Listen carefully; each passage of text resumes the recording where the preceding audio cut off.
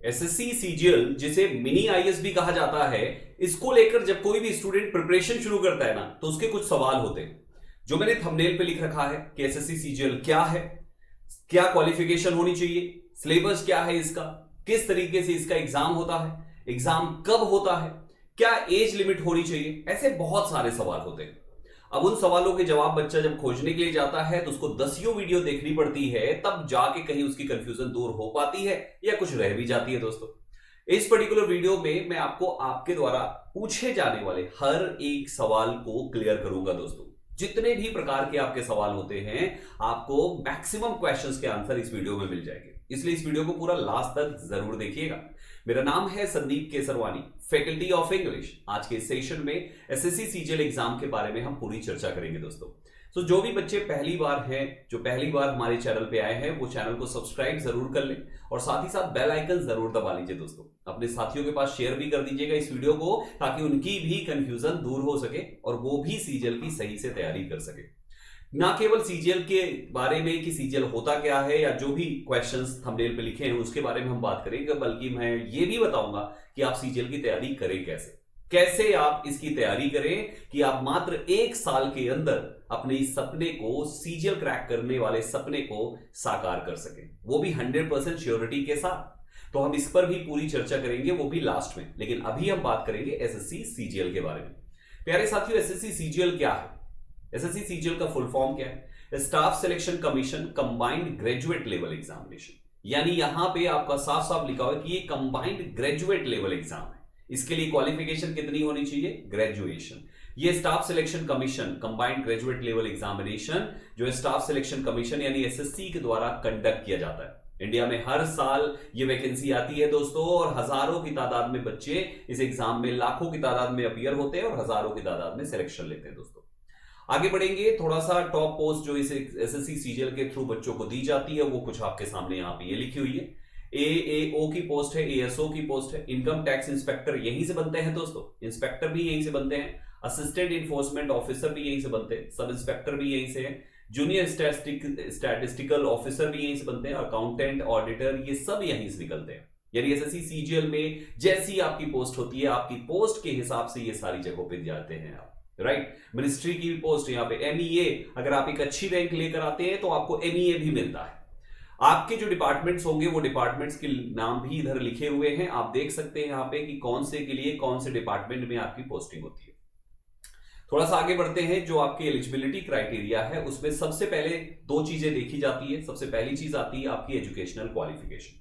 Qualification में आप bachelor degree यानी कि आप ग्रेजुएट होने चाहिए, चाहे आपका बीए हो, बीएससी हो, बीटेक हो, बीकॉम हो, कुछ भी, आपका ग्रेजुएशन कंप्लीट होना चाहिए। कुछ स्पेशल पोस्ट होती है जैसे कि जेएसओ और एएओ, इसके लिए जरूरत पड़ सकती है आपकी स्टैटिस्टिक्स या इकोनॉमिक्स के लिए। अदरवाइज बाकी पोस्ट के लिए आप नॉर्मल ग्रेजुएशन भी आपका है तो आप इसके लिए एलिजिबल हैं। ये पहली एलिजिबिलिटी क्राइटेरिया। दूसरी एलिजिबिलिटी क्राइटेरिया आता है आपका एज, आप कितने साल के हैं। तो कैटेगरी वाइज यहाँ पे अलग अलग एज होती है। जनरली जो एज है 18 से 32 साल है अलग अलग पोस्ट के लिए दोस्तों, लेकिन यहां पर कुछ कैटेगरीज को एज रिलैक्सेशन भी मिलता है।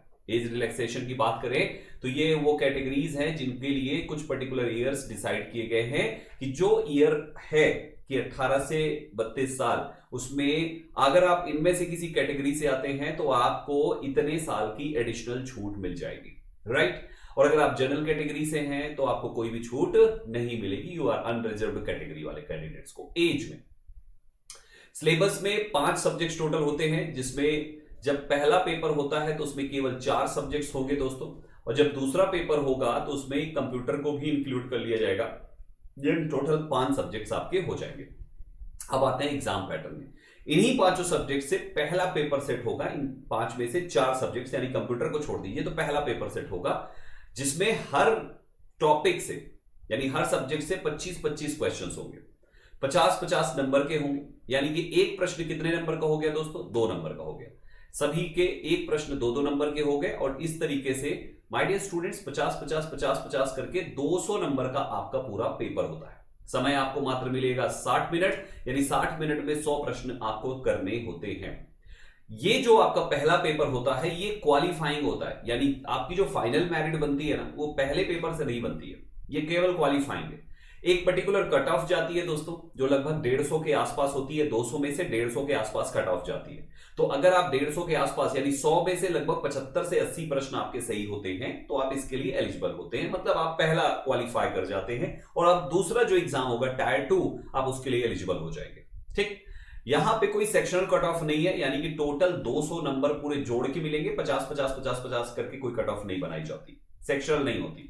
नेगेटिव मार्किंग भी 1/4 की होती है दोस्तों, क्योंकि 2 नंबर का एक प्रश्न है, गलत होने पे आधे नंबर आपके कटते चले जाएंगे, यानी 1/4 दैट इज 0.50 मार्क्स आपके कटेंगे। इसलिए यहां पे तुक्का लगा के कोई भी बच्चा कभी भी आंसर नहीं करता है। जो प्रश्न आते हैं जब आप 100% श्योर होते हैं तभी आप उस क्वेश्चन को आंसर करते हैं।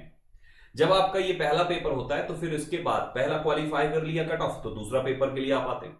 जो टायर 2 होता है वो डिवाइड होता है टोटल 3 पेपर्स में दोस्तों, बहुत ध्यान से सुनिएगा। पहला जो पेपर होता है वो मैंडेटरी होता है हर एक स्टूडेंट के लिए, जो दूसरा पेपर होता है ओनली फॉर जेएसओ पोस्ट के लिए है, और जो तीसरा पेपर है ओनली फॉर एएओ पोस्ट के लिए होता है।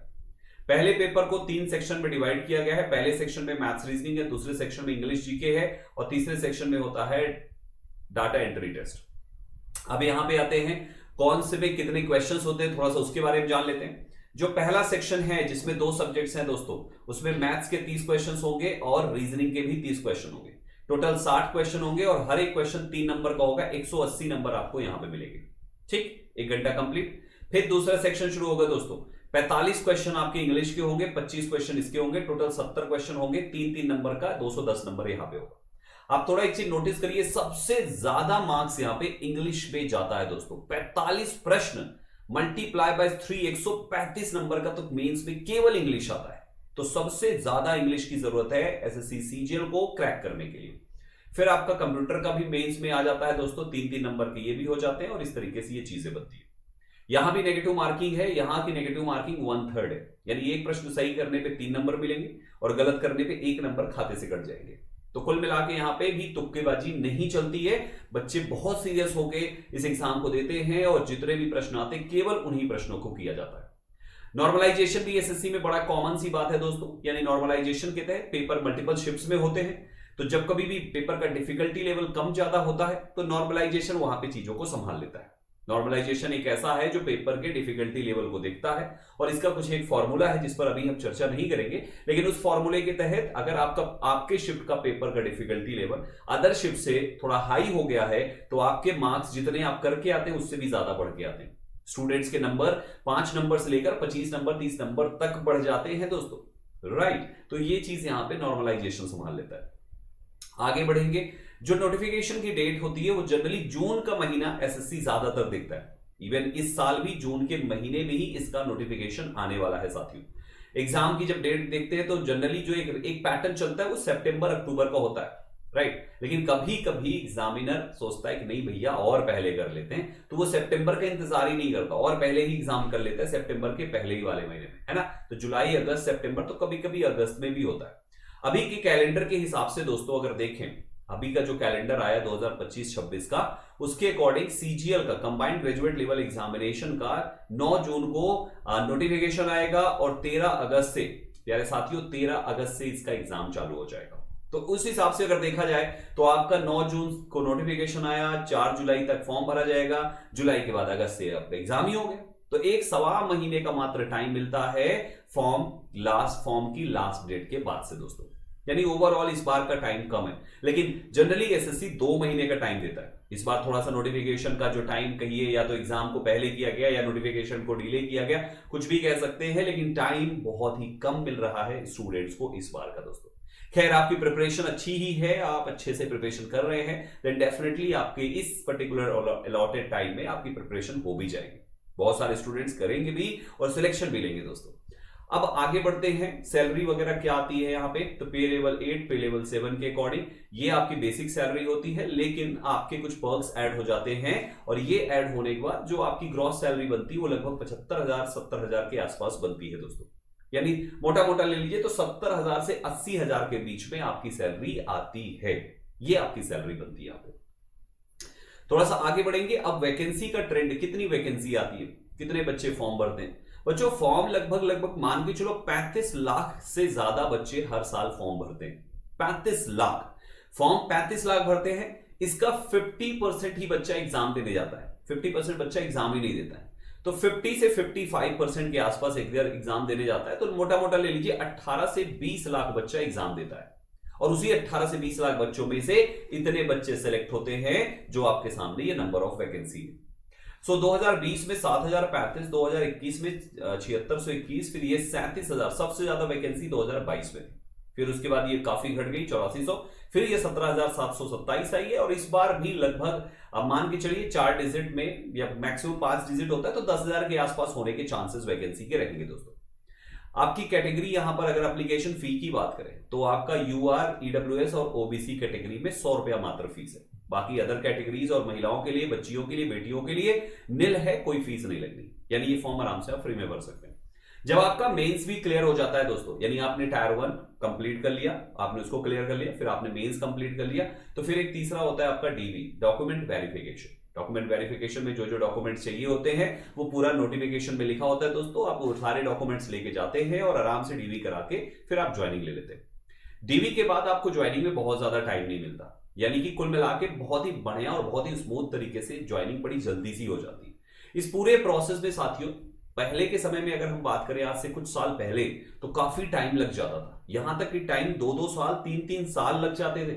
लेकिन अब तो 6 से 8 महीने के अंदर आप फॉर्म भरिए और उसके बाद ज्वाइनिंग ले लीजिए, यानी ये काफी फास्ट ट्रैक हो गया है।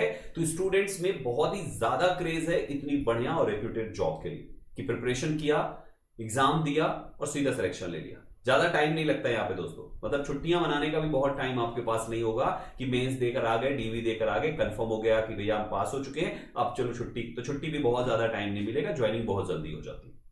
तो ये था पूरा प्रोसेस जो एसएससी सीजीएल के बारे में, ठीक है। अब बारी आती है इसकी तैयारी कैसे करें, कैसे करेंगे इसकी तैयारी। तो तैयारी करने के लिए इंग्लिश का जो पोर्शन है ना बच्चे, वो पूरा मैं कवर करा दूंगा।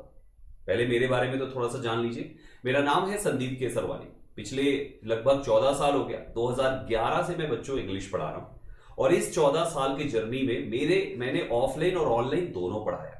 10 साल से ज्यादा हो गया, 2016 से दोस्तों, 2016 से, राइट, 9 साल के आसपास हो रहा है जब मैं ऑनलाइन पढ़ाना शुरू किया 2016 से। उसके पहले ऑफलाइन पढ़ाया करते थे। सो ऑनलाइन और ऑफलाइन दोनों मिलाकर मेरे द्वारा पढ़ाए गए बच्चों में से लगभग 17,500 ऐसे बच्चे हैं जो सरकारी नौकरी पा चुके हैं।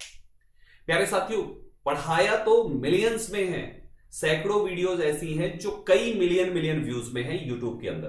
तो ये छोटी सी अचीवमेंट है जो आप बच्चों के प्यार से अपने पास रही है, और इसी के दम पे मुझे मोटिवेशन मिलता है कि मैं आपके लिए कुछ ऐसा करूं कि आपके सिलेक्शन में 100% हेल्पफुल साबित हो सके। प्यारे साथियों, इसीलिए एक बैच बनाया मैंने, उस बैच के बारे में भी मैं आपको बता दूं। पहले वो बैच आपको मिलेगा संदीप एकेडमी के नाम से, एक ऐप है। इस ऐप का लिंक आपको वीडियो के डिस्क्रिप्शन में भी मिल जाएगा, कमेंट बॉक्स में मैं पिन कर दूंगा, आप सर्च भी करेंगे तो भी मिल जाएगा।